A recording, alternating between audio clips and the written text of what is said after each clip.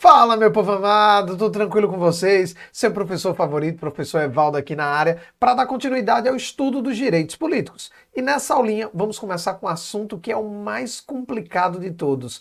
Vamos tratar da inelegibilidade, tanto a relativa quanto a absoluta. Então vamos lá, pega o teu caderno, pega teu lápis e vamos para mais um round aqui. Simbora, slide na tela. E a gente já começa com a inelegibilidade absoluta. Mas professorzinho, o que danado é inelegibilidade? O que é isso, hein? Esse negócio de inelegibilidade. Tá aqui, ó. São situações que impedem o cidadão de ser eleito. Impede o exercício da capacidade eleitoral passiva, ou seja, ele não pode receber votos, ele não pode ser eleito.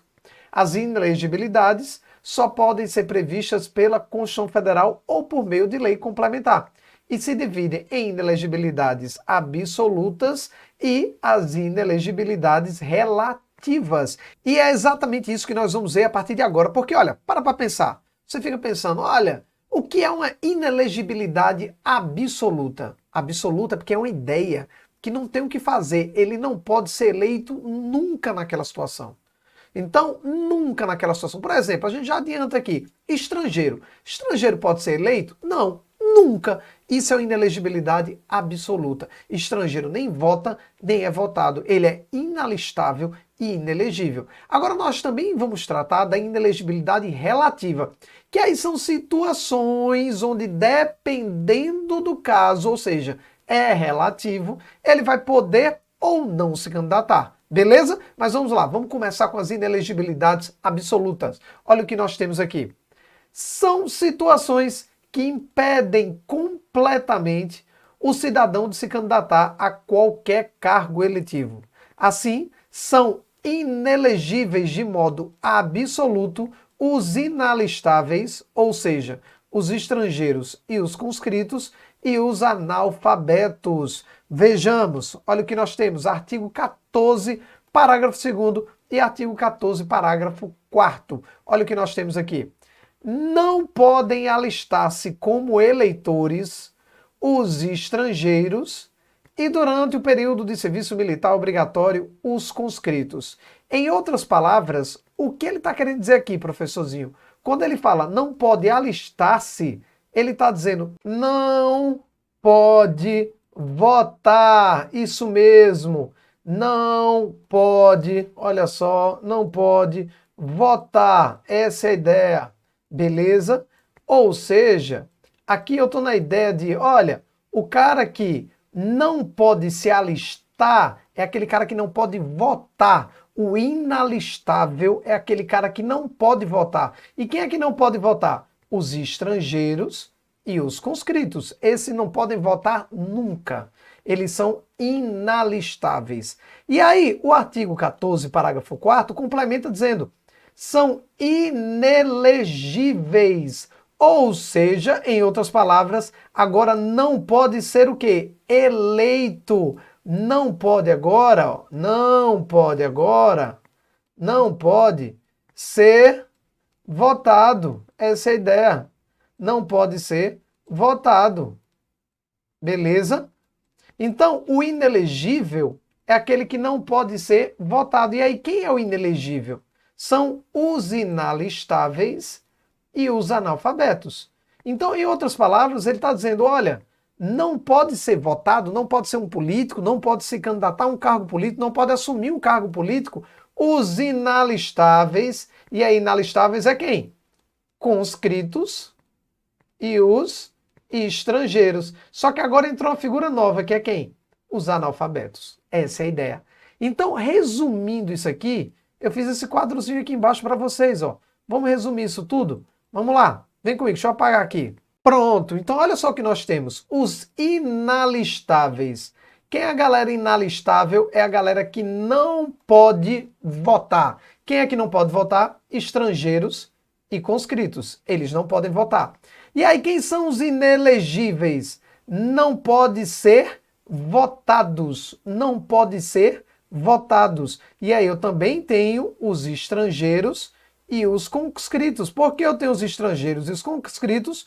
Porque os inelegíveis são compostos pelo grupo dos inalistáveis, ou seja, essa galera aqui, que é inalistável, também vai ser inelegível. Só que agora vai aparecer quem na parada? Os analfabetos. E aqui é que é o problema. Por quê, professor? Porque estrangeiro e conscrito não pode nada.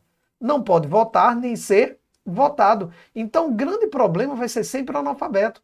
Porque o analfabeto ele pode votar. O voto é facultativo. Em outras palavras, o analfabeto é alistável. Ele pode votar. Agora, ele não pode ser votado. Ele é inelegível. Então, muito cuidado com isso. Estrangeiros conscritos é tudo inalistável e inelegível. O problema é o analfabeto, porque ele pode votar, ele é alistável, mas ele não pode ser votado, ele é inelegível.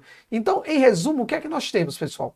Por que o estrangeiro não pode votar? Porque ele não tem direitos políticos. Então, ele não pode votar e, obviamente, também não pode ser votado, porque uma das prerrogativas para ser votado é ter o alistamento eleitoral, e ele não tem, ele não pode votar nem ser votado. Então ele é inalistável, ele não pode pegar o título, ele não pode votar, e ele é inelegível, ou seja, ele não pode ser votado. Beleza? Tranquilo, né? O conscrito é aquela situação que a gente já falou, né? A ideia do conscrito é que, se tiver uma instabilidade no país, ele tem que estar pronto para defender a soberania nacional. Então, o conscrito também não pode votar, aí ele é inalistável, e ele também não pode ser votado, então ele é inelegível. Então, veja que estrangeiros e conscritos não podem nada. Ele não pode votar, ele não pode ser votado, ele não faz nada, meu irmão. No sistema eleitoral ele não participa. Aí o grande problema acaba sendo quem? Os analfabetos. Porque o analfabeto ele pode votar. O voto é facultativo, então ele é alistável. Agora ele não pode ser votado. Lembra do Tiririca? Lembra do Tiririca? Que Tiririca teve que fazer uma prova para comprovar que sabia ler e escrever. Lembra disso? Pois é, por quê? Porque isso foi comprovado ali. Que ele era um analfabeto, aí ele não poderia ser votado, ele não poderia ter sido eleito. Então, o analfabeto ele até vota, é facultativo, ele é alistável, mas ele é inelegível. Então, cuidado, porque aqui pra gente, os conceitos são simples. Estrangeiro e conscrito não pode nada, é tudo O problema é o analfabeto, porque pode votar, é facultativo, mas não pode ser votado. Ele é alistável, mas é inelegível. O grande problema aqui são esses nomezinhos. Alistável, inalistável, elegível, inelegível. Na hora, né, dá um bug na cabeça da galera e a galera tem um probleminha. Mas para pensar direitinho. Alistamento eleitoral. Tá na ideia de você se inscrever, tá na ideia de você chegar lá, tá na ideia de você pegar o seu título. Inelegível. Volta e meia você vê a notícia, né? Não sei quem ficou inelegível, fulaninho ficou inelegível. Geralmente tudo para quem? Para político, dizendo que ele não pode ser votado durante aquele período, ele está inelegível. Só que quem é os inelegíveis de maneira absoluta? São os inalistáveis, estrangeiros e conscritos, e os analfabetos. Então cuidado com essas nomenclaturazinhas, inalistáveis, inelegíveis, cuidado com o analfabeto, que ele é alistável, ele pode votar, mas ele não pode ser votado, beleza? E também muito cuidado com o artigo 14, parágrafo 4º, que é aqui pra gente. Esse artigo 14, parágrafo 4, ele já foi uma pegadinha pronta, porque quando ele diz são inelegíveis os inalistáveis e os analfabetos, aqui é uma pegadinha que já vem pronta. Ele está dizendo inelegível é igual a inalistável mais analfabeto. E aí o que é que sua prova pode fazer? Trocar de lugar. Isso mesmo. Aí sua prova joga, olha, os inalistáveis, que aí são os estrangeiros conscritos, são os inelegíveis. Não, porque os inelegíveis é estrangeiro, conscritos e analfabetos. Já está errado, porque inalistável é quem não vota e analfabeto vota. Então, se ele inverter isso aqui, está errado. Então, os inelegíveis são os estrangeiros, que os conscritos e os analfabetos. Então, eu não posso dizer que os inalistáveis, que é o que não pode votar, são os estrangeiros, conscritos e analfabetos. Estaria completamente errado. Então, cuidado com isso, que isso aqui já é uma pegadinha pronta. E esses são os inelegíveis e inalistáveis de maneira absoluta, beleza? Lembrando que o rol da inelegibilidade é taxativo. Esse aqui é taxativo, ou seja, a inelegibilidade absoluta é só para o estrangeiro conscrito e analfabeto. Deu para entender isso, pessoal? Muito cuidado, tá? Repete comigo. Inalistável, não pode votar. Inalistável, não pode votar. Inalistável, não pode votar. Já o inelegível não pode ser votado. Inelegível não pode ser votado. Inelegível não pode ser votado. Estrangeiro e conscrito, é tudo in. Inalistável, inelegível. Inalistável, inelegível. Então o problema é o quê? Analfabeto, porque ele é alistável, mas ele é inelegível. Ele pode votar, mas não pode ser votado. Beleza, né? Tranquilo, né? Show de bola! Dito isso, vamos agora para a inelegibilidade relativa. A nossa Constituiçãozinha, ela traz expressamente as hipóteses de inelegibilidade relativa que nós vamos estudar aqui hoje. Agora, antes de entrar nessas hipóteses, eu preciso que você entenda uma coisa. Vem comigo, olha o que eu preparei para você. Estão vendo esse quadrozinho? Olha só, no meu lado esquerdo eu tenho o poder executivo e do meu lado direito o poder legislativo. No poder executivo a gente tem o presidente da República, os governadores de estado e do DF e os prefeitos. Lá no Poder Legislativo eu tenho o deputado federal, eu tenho o Senado, que dá ali igual ao Congresso Nacional, isso mesmo, deputados federais mais senadores igual ao Congresso Nacional. Nós temos os deputados estaduais e distritais e os vereadores. Beleza. Aí eu pergunto a você, Poder Executivo e Poder Legislativo, quem é que é o dono da bola, hein?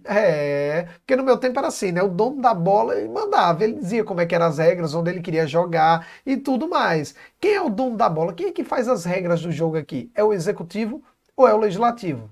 Obviamente é o legislativo, porque o legislativo faz as leis. As leis é uma função típica do poder legislativo. E aí eu pergunto a você, conversa comigo aqui.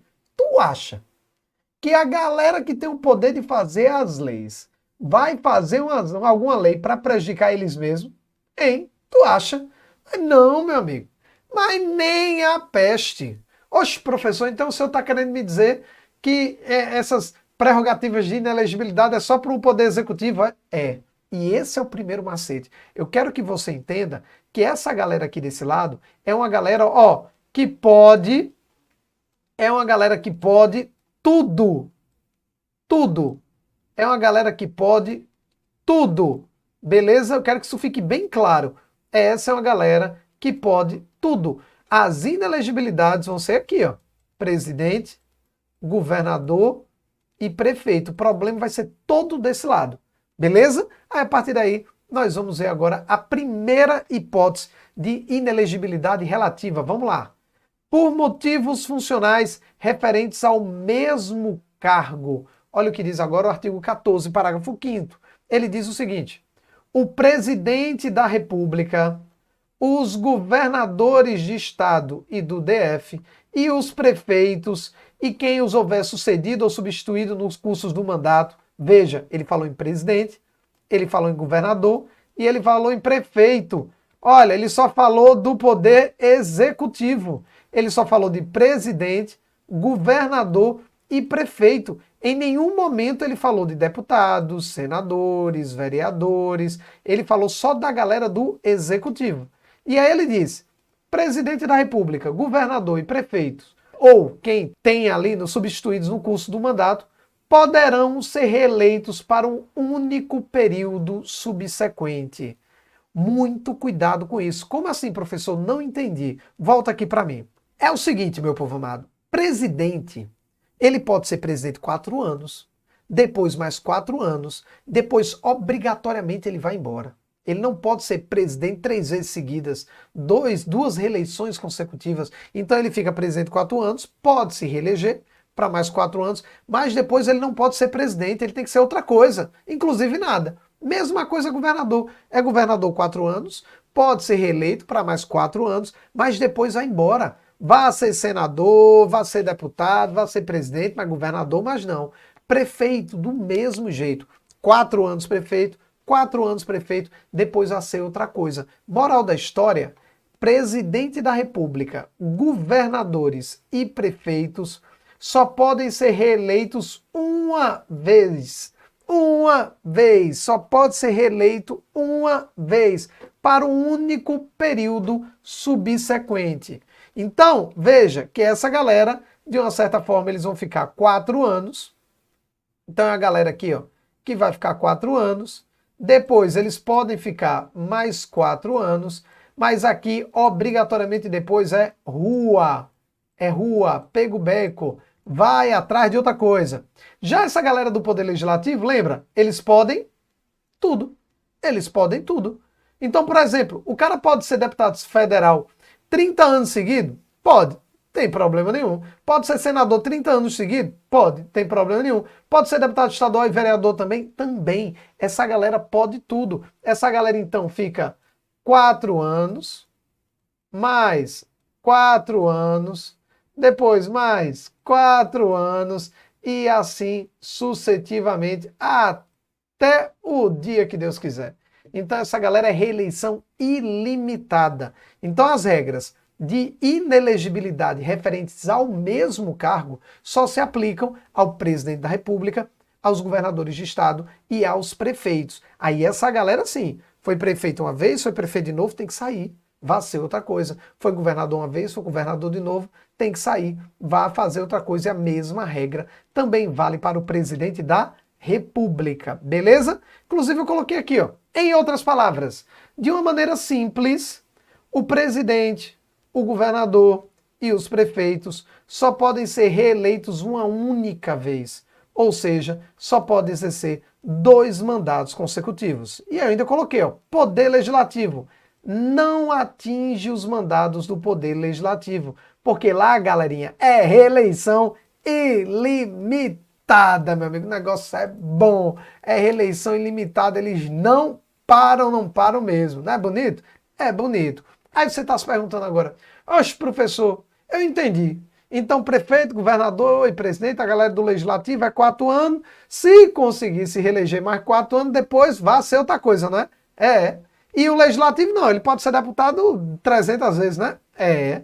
E os vices, professorzinho do meu coração, como é que ficam os vices? Vamos dar uma olhada? Vem comigo. Olha só, vice, a regra acima citada também atinge os vices, ou seja, só é permitido ocupar o mandato de vice 2 vezes consecutivas. Então, o que é que nós temos aqui? Vamos lá, volta aqui. Olha só o que nós temos aqui. O cara é o vice, beleza? O cara é o vice. Então, o cara que é o vice, ele também vai seguir as mesmas regras, ou seja, ele pode passar 4 anos como vice, depois mais 4 anos como vice, mas depois obrigatoriamente vai ter que ir para rua. Rua. Ele não pode ser vice 3 vezes seguidas, 2 reeleições. Só que aqui a gente vai ter um probleminha, uma coisinha diferente. Olha só, quando a gente continua a leitura, o que é que nós encontramos? Contudo, importante destacar que o STF já decidiu que o vice eleito 2 vezes pode substituir o titular em definitivo. Olha só, bem como se candidatar à reeleição. Vejamos, jurisprudência do STF, olha aqui, ó. Vice-governador eleito 2 vezes para o cargo de vice-governador. No segundo mandato de vice, sucedeu o titular. Certo que, no primeiro mandato de vice, teria substituído o governador. Possibilidade de reeleger-se ao cargo de governador, mas não de vice, porque o exercício da titularidade do cargo dá-se mediante eleição ou por sucessão. Somente quando sucedeu o titular é que passou a exercer o seu primeiro mandato como titular de um cargo. Olha que bacana, olha que inteligente. Então ele está dizendo assim, ó, o vice, ele pode ser vice, mas se no meio desse segundo mandato o titular cai e ele substitui ele em definitivo, aí conta como primeiro lá. É, meu amigo, vai contar como primeiro lá, então ficaria basicamente isso aqui, ó. Volta aí pro slide, pessoal. Então ele ficou aqui, ó, 4 anos, bonitinho. Depois ele ficou mais 4 anos, então 4 anos, mais 4 anos. E aí, nesses 4 anos, ele pode substituir o titular. E aí ele iria agora para mais 4 anos aqui e mais 4 anos aqui. Na verdade, ele está completando, né? Vamos botar aqui, ele está completando, vamos botar aqui um meio aqui, que ele está completando o mandato do titular. E aí ele poderia ir para mais 4 anos. Olha que interessante. Então ele só pode ser vice 2 vezes seguidas, mas se ele substitui o titular em definitivo, ele pode se candidatar normal, como se fosse a primeira eleição dele, até porque, de fato, ele virou presidente naquele momento. Então vamos lá, vamos contar uma historinha? Vamos lá. Em determinado momento da nossa história, a gente tinha uma presidente chamada Dilma Rousseff. Dilma estava lá, bem de boa, na presidência, não sei o quê, bababá, e aí ela sofre um impeachment. Quando ela sofre um impeachment, quem é que substitui o presidente em definitivo? Quem é que substitui o titular em definitivo? É o vice. O vice serve para isso, para substituir. Ele é o único que substitui em definitivo, ou seja, ele é o único que bota a faixa no peito e completa o mandato.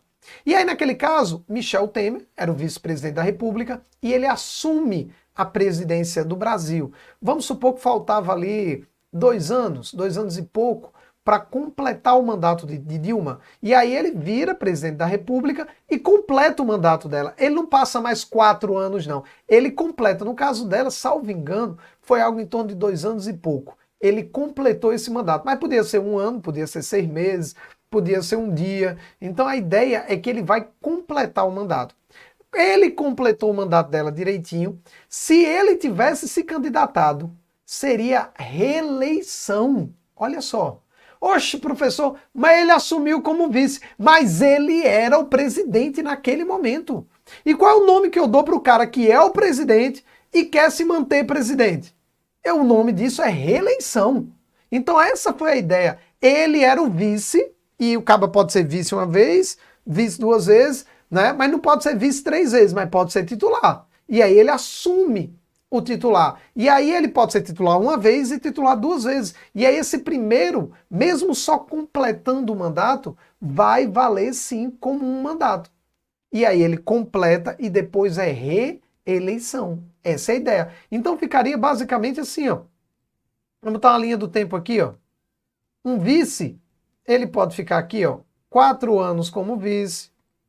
Depois ele fica, não é? Mais 4 anos como vice, beleza? E aí, nesse meio, ele pode passar para o titular. Ele pode passar para o titular. E aí, se ele vai jogar no time titular, aí agora ele pode ficar também, ó. Agora ele pode ficar também mais, eu diria 4 anos, mas ele vai completar, né? Vamos botar aqui 4 anos, mas ele vai completar o mandato do outro e depois mais 4 anos, só porque agora é titular. E isso aqui seria reeleição, não eleição. É uma reeleição. Oxe, professor, mas Temer não foi eleito. Foi sim. Ele foi eleito junto com Dilma, ele era o vice-presidente da República. Ele foi eleito e ele assume a presidência da República e se ele se candidata depois, é sim uma reeleição. Então ele ficaria 2 anos e pouco, 4 anos e depois teria que sair. Deu para entender isso, pessoal, hein? Tá vendo como é um negócio mais complexo, mas ao mesmo tempo é muito interessante. E aqui pra gente é essencial para a vida democrática. Você tem que saber dessas regras para entender o que é que está acontecendo no seu país. Beleza, meu povo? Até aqui tudo bem? Show, professor, tudo tranquilo. Então vamos para a segunda hipótese de inelegibilidade relativa. Vamos lá. Inelegibilidade agora por motivos referentes a outros cargos. Veja que agora o artigo 14, parágrafo 6º diz: para concorrerem a outros cargos, o presidente da República, os governadores de Estado e do Distrito Federal e os prefeitos devem renunciar os respectivos mandatos até 6 meses antes do pleito. Então veja, de novo, é só para o presidente da República, governadores e prefeitos. Isso não pega o legislativo. Tá aqui, ó. Em outras palavras, é a chamada desincompatibilização e visa evitar que o candidato faça uso do dinheiro público e prestígio do cargo durante sua candidatura. E aí a gente tem que ter um cuidado, porque o cuidado aqui é bem simples agora. Se liga, volta lá na telazinha do mapa. Isso. O que é que a gente tem? Essa galera aqui do Poder Executivo, presidente, governador e prefeito, para concorrer a qualquer outro cargo. Então, se o governador quer ser senador, se ele quer ser deputado estadual, se ele vai sair vereador, ou até mesmo se ele vai sair presidente ou prefeito, ele vai ter que renunciar 6 meses antes. Então, essa galera aqui, para concorrer a qualquer outro cargo, ele tem que renunciar 6 meses antes. Por outro lado, a galera do legislativo pode tudo. Pode tudo. Por exemplo, aqui na minha terra, o que é que aconteceu? Aqui na minha terra aconteceu o seguinte: nas eleições para governador, uma galera saiu candidato, obviamente. E aí o que é que aconteceu? Nós tivemos um senador candidato a governador. Era um senador candidato a governador e tivemos um deputado também candidato a governador.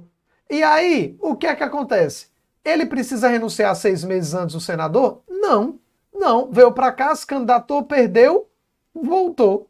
Voltou do mesmo jeitinho, voltou para completar. Ele ainda tinha mais 4 anos de Senado pela frente, porque Senado são 8 anos. E o deputado? Veio para cá, concorreu, perdeu, depois voltou. Voltou para completar o seu mandato até o janeiro. Então, moral da história, essa galera não precisa renunciar. Um vereador que quer concorrer a prefeito não precisa renunciar. Um deputado estadual que quer concorrer a qualquer outro cargo não precisa renunciar. É jogo. O problema é o executivo. Então, em outras palavras, aqui pra gente, para o poder legislativo é bom demais, mestre. Você tá lá, principalmente o senador, que é 8 anos, o cara ainda tem 4 anos pela frente, ele diz: rapaz, tô aqui sem fazer nada. Que tal a gente ver se daria certo ser governador? Vamos ver. Vamos lá. Eita, nem deu. Então, vamos ser senador. Olha que tristeza. Mais 4 anos no Senado e vamos embora. Agora, presidente, governador e prefeito, não. Para concorrer a outro cargo, ele tem que renunciar ao dele 6 meses antes. Então, por isso que volta e meia você vê, né? O prefeito quer sair governador. Mas é muito difícil você ver um prefeito saindo governador. Porque o prefeito, as eleições são diferentes, né? Tem uma diferença de 2 anos de prefeito para governador. Então o prefeito acabou de ser eleito, tem 2 anos ainda pela frente, mas para concorrer ao governo ele vai ter que renunciar 6 meses antes. E aí ele não volta. É renunciar mesmo, abre mão e deixa para o vice. Ele não volta. E aí, se ele perdeu, perdeu a prefeitura e perdeu o governo do estado. Então, para o prefeito não é jogo. Agora, para um deputado, para um vereador, para um senador, aí, meu irmão, é mão na roda. Vai lá, tenta, se der errado, volta. Então, ficou claro isso? A galera do executivo, para concorrer a qualquer outro cargo, precisa renunciar 6 meses antes. A galera do legislativo, não. Eles vão lá, concorre, perdeu, votou. Beleza, galera? Aqui pra gente. Na minha opinião, nesse momento, a Constituição tem um dos incisos mais injustos de toda a Constituição. É algo que eu particularmente, eu confesso a você, eu sou completamente indignado com essa situação da Constituição nesse sentido. Como assim, professor? Olha só, a Constituição fala que o presidente da República, os governadores e os prefeitos devem renunciar para concorrer a outros cargos. Outros cargos. E aí, malandramente, ele está dizendo o quê? Ele está dizendo, olha, se for concorrer ao mesmo cargo, não precisa renunciar. Olha que lindo. Tanto é que eu botei essa observação aqui, ó. Os chefes do executivo não precisam renunciar o mandato para concorrerem à reeleição. Ou seja, só devem renunciar 6 meses antes do pleito para concorrer a outros cargos. Então vamos lá, presta atenção no que eu vou dizer aqui. Olha que injusto, pessoal. Olha que coisa injusta. Desculpe dar minha opinião assim, dessa forma, mas é porque eu não consigo me controlar nesse momento. Imagina que professor Evaldo, quer ser governador. Imagina. Sabe qual é a chance que professor Evaldo tem de ganhar essa eleição? É quase zero. Aí você está dizendo, oxe, professor, o senhor está querendo dizer que o governador ele vai praticar um ato ilegal, vai comprar... Não, eu só estou dizendo que ele tem uma vantagem tão grande, mas tão grande, que é muito difícil uma pessoa comum conseguir ganhar de um candidato à reeleição. Porque para pensar, primeiro, não é candidato versus candidato. Não é candidato versus candidato. É um candidato versus o governador em exercício. o prefeito em exercício, o presidente da República em exercício, que está sendo candidato à reeleição. Mas ele é o presidente, ele é o governador, ele é o prefeito. E aí quem é professor Evaldo? É um professor. E acabou. Ah, professor Evaldo, mas dá. Não dá. Sabe por que é complicado? Eu vou lhe dizer. Porque para pensar, o cara é o governador. Então, todos os cargos em comissão do Estado vão votar no cara. Todos os temporários do Estado, ou pelo menos praticamente todos, vão votar no cara. Todos os efetivos que possuem uma gratificação vão votar no cara. E aí, automaticamente, todas as famílias dessa galera, amigos e tudo mais, vão votar com o governador, com o prefeito, com o presidente. Inclusive, muitas vezes, eles usam essa galera para trabalhar na campanha para ele. Né? E comício, e bandeirada, e não sei o que, e tarará, tudo aquilo que a gente é acostumado a ver em época de campanha. Fora isso, professor Evaldo tem quem? Ninguém. Ninguém. Agora o governador ele vai ter quem nessa história? Ele vai ter todos os secretários para fazer a campanha para ele. Ele vai ter secretário de Educação, secretário de Saúde, secretário de não sei o que, secretário da Gold Serena, secretário de tudo, velho. Fazendo ali toda uma campanha. E fora, quem é que paga, quem é que, não diria paga, mas quem é que repassa verba para os prefeitos? O governador, não é professor Evaldo. E aí ele pode usar essa verba de uma certa forma para conseguir votos junto àqueles prefeitos, para que aqueles prefeitos trabalhem naquele município para ele. Então veja como há um abismo entre os dois. Professor Evaldo pode, no milagre, até ganhar. Agora você já entra com a desvantagem muito grande. E aí, na minha opinião, isso acaba com a isonomia na eleição. Na minha opinião, o correto é, você quer ser candidato à reeleição, tem que renunciar 6 meses antes. E concorrer em pé de igualdade, candidato versus candidato. Até porque sempre dá treta. Você fica dizendo, pô, fulaninho, ele tá naquele momento fazendo aquilo porque ele é o presidente ou ele tá fazendo aquilo porque ele é o candidato. Então quando a gente vê, por exemplo, um governador diminuindo imposto, fazendo não sei o quê, pô, ele tá fazendo aqui porque ele é o governador ou ele tá fazendo aquilo porque ele é o candidato? Porque se for candidato não pode, se for governador pode. Então fica todo aquele jogo também que é horrível para a democracia. A galera usando a máquina pública. E essa ideia da desincompatibilização, a ideia de renunciar 6 meses, no final das contas é o quê? Não usar a máquina pública na eleição. E aí como é que eu chego para o cara e digo, para concorrer a outro cargo, você tem que renunciar 6 meses antes para não usar a máquina pública na sua eleição? Aí o cara olha e fala, e se for no mesmo cargo? Aí pode. Aí tá tranquilo, ó, tá de boa. Fique à vontade. Isso é um absurdo, mas para nossa prova é assim, tá? Memoriza isso. Para concorrer a outro cargo, presidente, governador e prefeito, tem que renunciar 6 meses antes. Agora, só para concorrer ao mesmo cargo, ou seja, reeleição, aí não precisa renunciar. Aí tá de boa. E o legislativo pode tudo, não precisa renunciar em hipótese alguma. Tranquilo, meu povo? Simbora, né? E é exatamente isso que nós vamos ver agora. Olha só, slide na tela. Olha só o que eu tenho aqui para vocês. Poder legislativo não atinge os mandatos do poder legislativo, ou seja, senadores, deputados e vereadores podem concorrer livremente a outros cargos e, caso percam a eleição, é permitido seu retorno ao cargo para concluir o mandato. Já falamos. Vice. A regra acima citada não atinge os vices, ou seja, podem concorrer a outros cargos sem precisar renunciar a seus mandatos 6 meses antes do pleito, salvo quando nos últimos 6 meses tenha sucedido ou substituído o titular. Então o que ele está dizendo aqui é o seguinte, principalmente com relação ao vice, porque o Poder Legislativo pode tudo. A gente já viu, ele não vai pegar nenhuma inelegibilidade dessa. Mas e os vice? Olha, eu sou o vice, bem de boa, e agora eu quero nas próximas eleições ser senador. Beleza? Eu não quero me reeleger vice, vamos dizer assim, eu não vou continuar como vice. Eu quero ser senador. Eu preciso renunciar 6 meses antes? Não, porque eu não sou o titular, é só para o presidente, o governador e o prefeito, não é para o vice-prefeito, para o vice-governador ou para o vice-presidente. Então o presidente pode, o vice-presidente, melhor dizendo, pode concorrer a outros cargos sem precisar renunciar. Agora tem um detalhe, nos últimos 6 meses ele não pode substituir o titular. Olha que situação.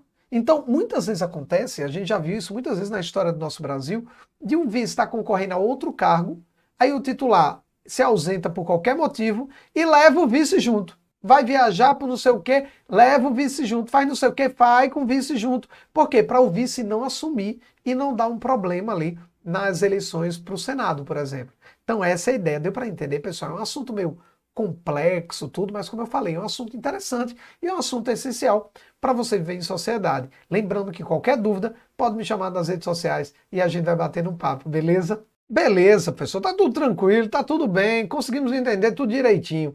Então vamos lá, então vamos para a terceira e última hipótese de inelegibilidade relativa aqui nesse bloco. E essa é a mais complexa de todas, então tem cuidado. Vem comigo, vamos lá. Por motivo de casamento, parentesco ou afinidade. Agora é a chamada inelegibilidade reflexa. Olha só o que nós temos aqui. São inelegíveis no território de jurisdição do titular o cônjuge e os parentes consanguíneos ou afins até o segundo grau, ou por adoção do presidente da República, do governador de estados ou territórios ou do DF, e ainda de prefeitos ou de quem haja substituído dentro dos 6 meses anteriores ao pleito, salvo se já titular de mandato eletivo e candidato à reeleição.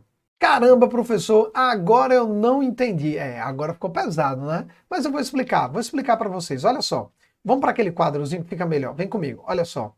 Aqui nós temos de novo uma vedação só para o Poder Executivo.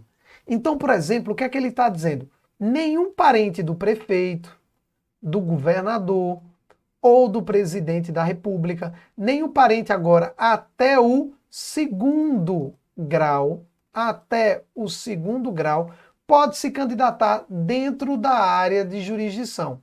Por exemplo, qual é a área do prefeito? É o município. Então, nenhum parente do prefeito até o segundo grau pode se candidatar dentro da área dele. Dentro da área dele tem o quê? Tem o vereador e tem o próprio prefeito. Ah, professor, então o senhor está querendo dizer que se o senhor for prefeito, nenhum parente do senhor pode se candidatar a vereador e prefeito dentro daquele município, é isso? É isso. Eu sou o prefeito, todos os meus parentes até o segundo grau são inelegíveis dentro daquele município. Ou seja, não pode ser vereador ou prefeito pelo município que eu sou prefeito. Agora, ele pode ser vereador por outro município? Pode. Pode ser prefeito por outro município? Pode. Pode ser governador, deputado, senador, presidente? Pode. Ele pode ser o que ele quiser. Ele só não pode ser prefeito e vereador dentro daquele município. Em outros municípios, no estado ou no âmbito federal, ele pode ser o que ele quiser. Essa é a ideia. E os governadores, como é que ficam? Governador também, só que a lista agora é maior, né? Dentro do estado eu vou ter os vereadores, então eu vou ter todos os vereadores dentro daquele estado. Eu vou ter os prefeitos, todos os prefeitos dentro daquele estado vão entrar no impedimento. Eu vou ter aqui, ó, deputados, estaduais, e estaduais também não vão poder. Eu vou ter a ideia aqui do deputado federal, então também deputado federal também não entra. Mas, professor, é federal, mas é escolhido pelo Estado. Da mesma forma que o Senado. Senador também. Cada estado elege 3 senadores, então ele é eleito pelo Estado. E aí, para fechar, o próprio governador. Oxe, professor, então o senhor está dizendo que nenhum parente até o segundo grau do governador pode se candidatar a nada dentro do estado inteiro. E isso inclui todos os municípios, ou seja, todos os vereadores e prefeitos naquele estado, e ainda os deputados estaduais, deputados federais, senadores e o próprio governador, exatamente. Professor, ele pode se candidatar em outro estado? Pode, tem problema nenhum. Ele pode ser vereador, prefeito, deputado, senador, governador por outro estado ou acima, presidente da República. Agora, dentro daquele estado, ele não pode se candidatar a nada, do vereador ao governador. Tranquilo? Beleza, né? Volta para cá. Professor, e o presidente? Presidente não pode nada. Presidente não pode nada no Brasil inteiro. Nenhum parente até o segundo grau do presidente da República pode se candidatar a nada no Brasil inteiro. Essa é a regra geral. Deu para entender, pessoal? Deu para entender tudo tranquilo? Professor, olha, marromeno, viu? Marromeno. Eu entendi, né? Nenhum parente até o segundo grau, na área do prefeito, que é o município, pode se candidatar, na área do governador e na área do presidente. Mas eu me lembro que quando o ex-presidente da República, Jair Bolsonaro, era presidente da República, ele tinha um monte de filho, professor. Né? Tinha filho de deputado, tinha filho de senador, tinha filho vereador. Como é que é esse negócio aí, hein? Como é que o senhor me explica isso, hein? Boa pergunta, muito boa pergunta. Vamos lá, vamos explicar. A ideia é o seguinte, lembra que eu falei que o legislativo pode tudo? Lembra?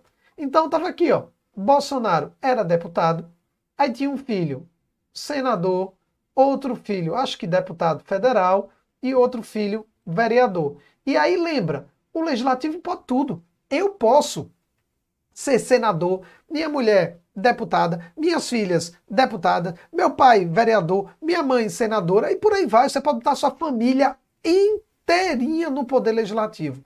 O problema acontece quando papai sai do poder legislativo e senta na cadeira do presidente da República. Aí qual é o fenômeno que acontece agora? Os que estão fora não podem mais entrar. Agora, os que estão dentro só podem ser candidato à reeleição. Por que você acha que o cara com pai presidente da República, ele ia estar se candidatando à reeleição de vereador? Porque ele não pode concorrer a outro cargo. Ele só pode ser reeleito. Só pode continuar aqui, ó. Só podem continuar aqui. Até o dia que papai sair da cadeira. Papai saiu da cadeira de presidente, agora eles podem se candidatar onde eles quiserem. Deu para entender isso? Então você pode colocar quem você quiser no legislativo. Você pode botar sua família inteira no legislativo. Agora, o que é que acontece? Quando alguém sentar na cadeira do executivo, e aí dentro daquele âmbito, nenhum parente até o segundo grau que estava fora pode entrar. Os que já estavam dentro estão liberados. E é justamente isso que diz aqui a nossa letrinha da lei no finalzinho, ó.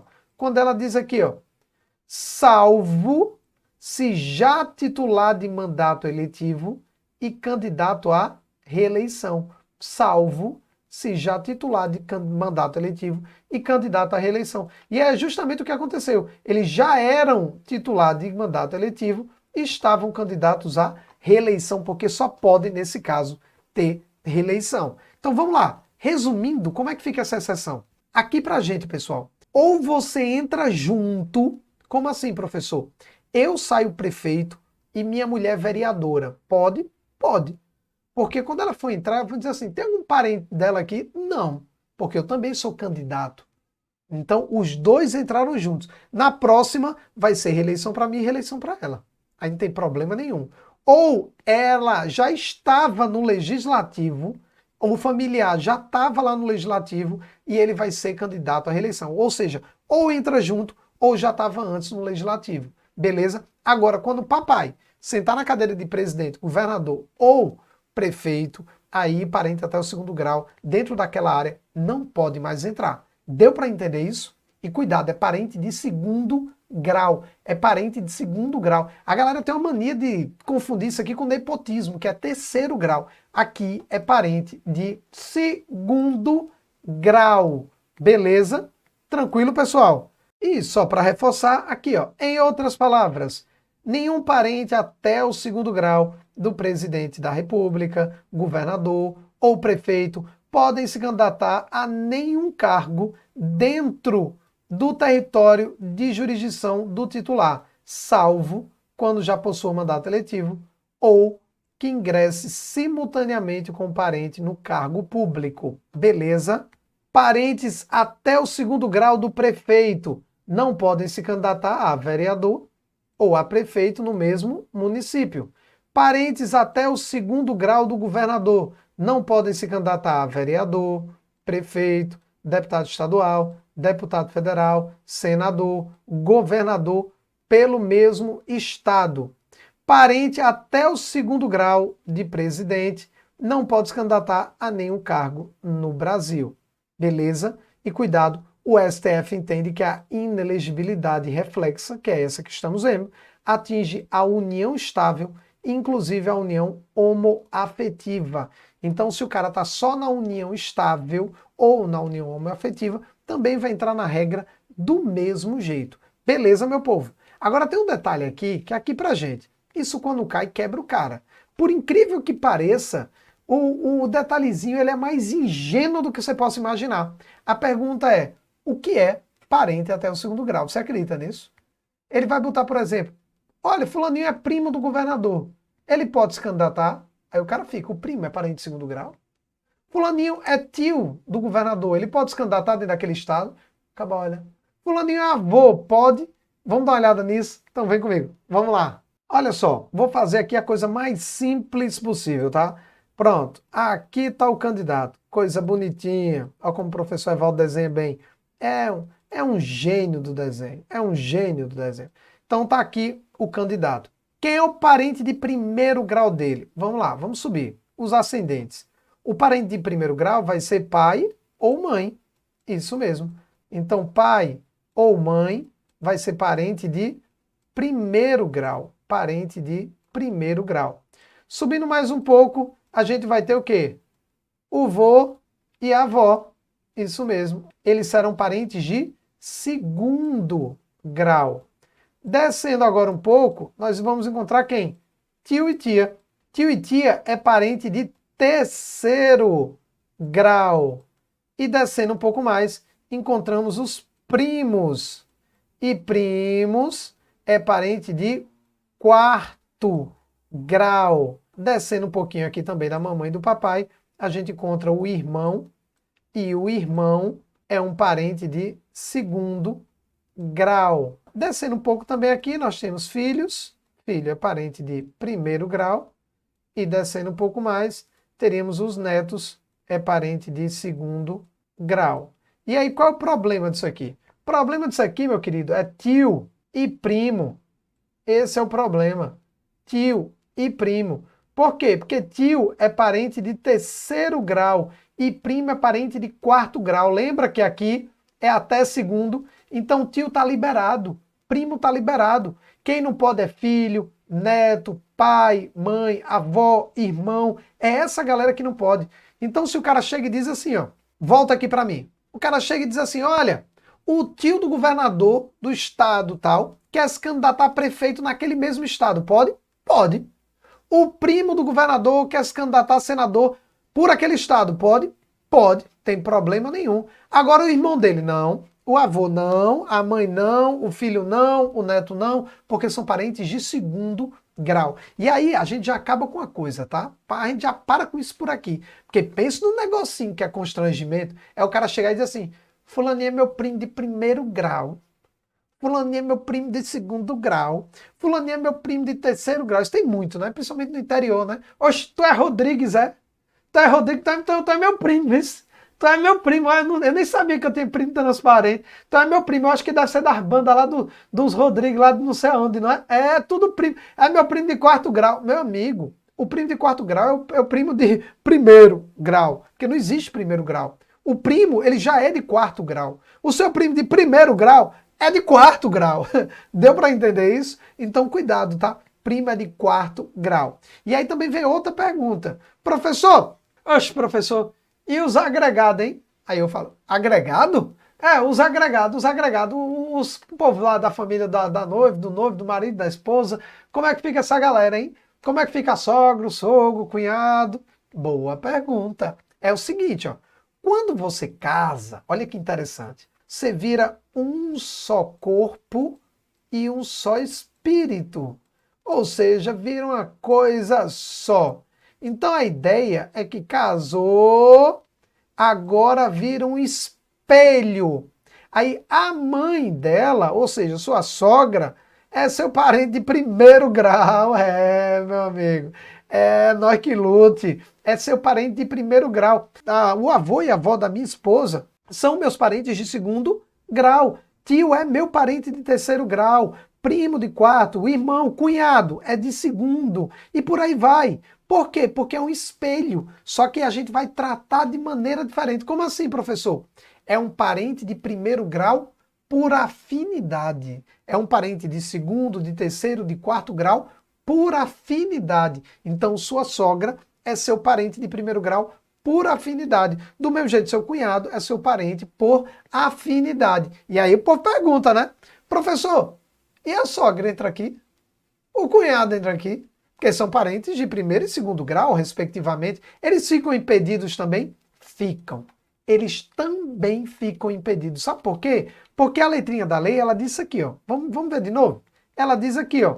Olha, são inelegíveis no território de jurisdição do titular o cônjuge e os parentes consanguíneos, ou seja, os seus, ou afins. Olha aqui a galera do outro lado, olha os agregados, entraram aqui, ó, até o segundo grau. Então, sogrinha, sogrinho, cunhadinho, tão inelegível dentro do território de jurisdição do titular. Então, essa regra entra para eles também. Muito cuidado com isso, beleza? Então, é sogra, cunhado, o avô dela, muito cuidado com isso, beleza? Até aqui tranquilo, pessoal? E para fechar esse bloco, 3 súmulas. Vamos fechar ele aqui com 3 súmulas. Olha só, a súmula vinculante número 18, a súmula do TSE número 6 e a súmula número 12 do TSE. Vamos dar uma olhada? Vem comigo.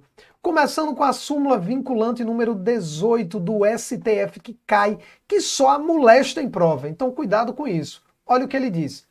A dissolução da sociedade ou do vínculo conjugal no curso do mandato não afasta a inelegibilidade reflexa, ou seja, a inelegibilidade prevista ali no artigo 14, parágrafo 7º. Professor, não entendi. É o seguinte, ó, vem aqui, olha para mim. Imagina que eu tô casado, bem de boa, e eu sou o governador do estado. Aí eu chego para minha esposa e digo assim, amor, vamos fazer um acordo? Vamos lá? Vamos.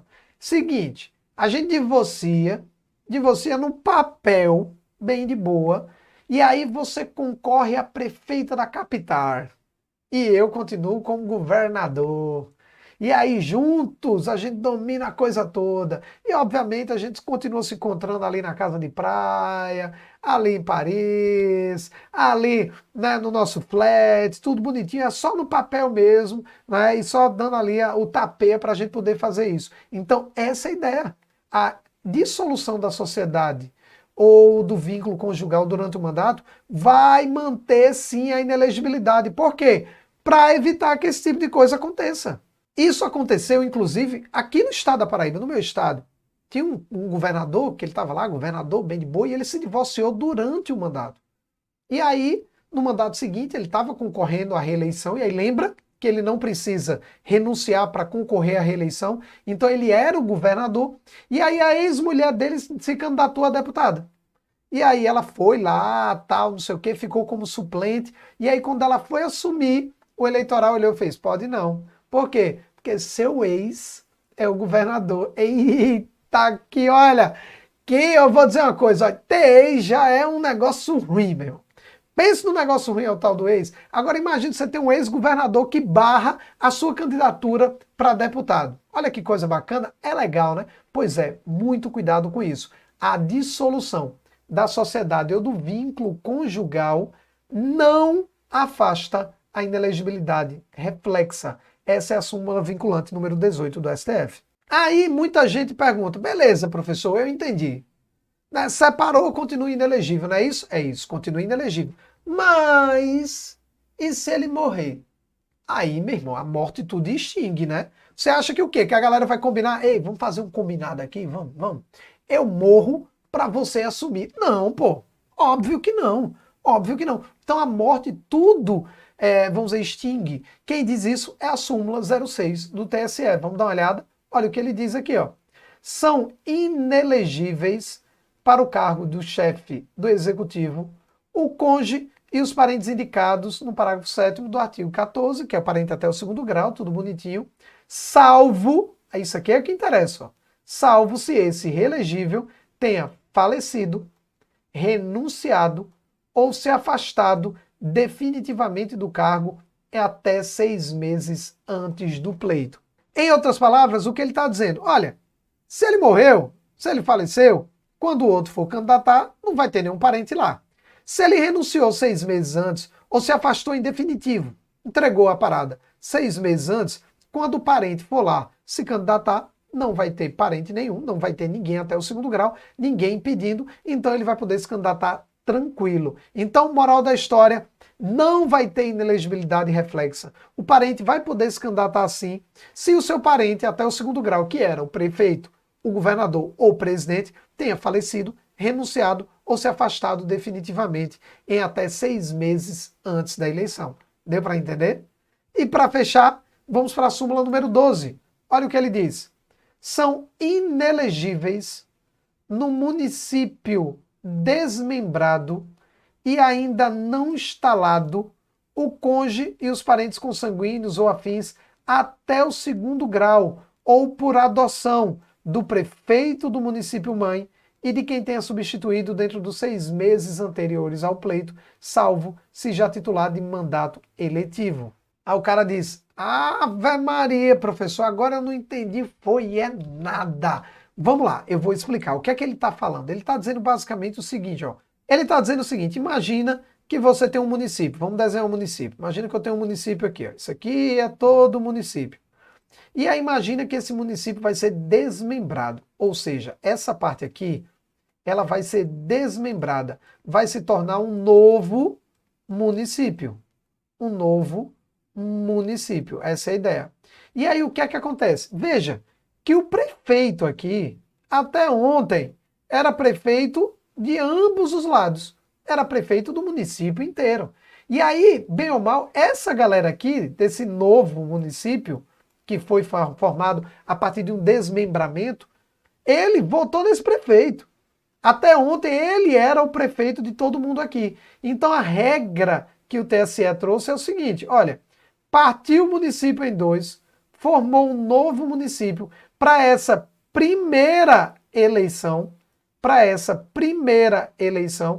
todos os parentes até o segundo grau desse prefeito aqui não podem se candidatar nesse novo município. Por quê? Porque até ontem era um município só, era tudo casinha desse prefeito. Esse prefeito tem uma grande influência lá dentro, esse prefeito tem um grande poder lá dentro. Se a moda pega, imagina você, se a moda pega. Aqui no Brasil os prefeitos é tudo dá um jeitinho de desmembrar o município para estar botando a galera deles no outro e assim vai, né, repartindo e ganhando cada vez mais poder. Deu para entender isso? Tranquilo, né? Então só para você acompanhar, então tá aqui, ó.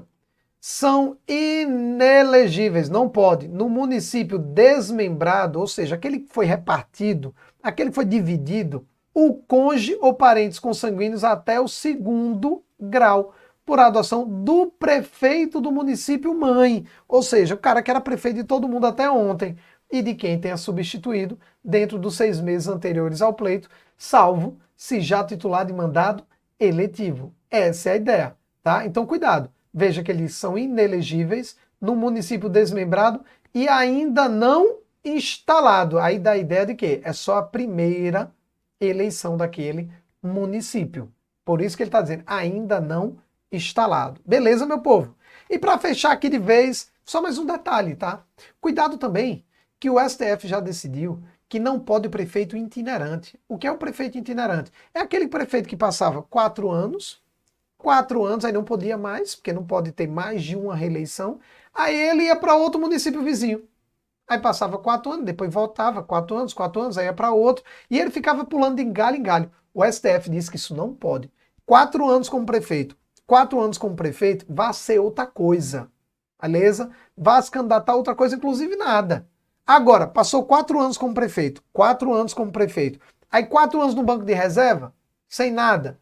Aí você, depois desses 4 anos, você pode voltar para mais 4 e mais 4, e fica fora e por aí vai. Né? Por exemplo, o presidente Lula, ele foi presidente 4 anos, saiu, passou um tempo fora, e aí voltou e é presidente de novo. Então, essa é a ideia, tá? Você pode passar 4, depois sai, e aí volta de novo para mais 4 e 4, e pode fazer essa ciranda, agora sempre saindo depois do segundo mandato. Isso para os cargos de prefeito, governador e presidente. Deu para entender, meu povo? Bem pesado, né? bem pesado isso aqui, cai pra caramba e quebra muita gente, beleza? Qualquer dúvida, fala com o pai. Próxima aula, a gente completa isso aqui com a condição de inelegibilidade do militar. Um beijo, um sorriso, fui!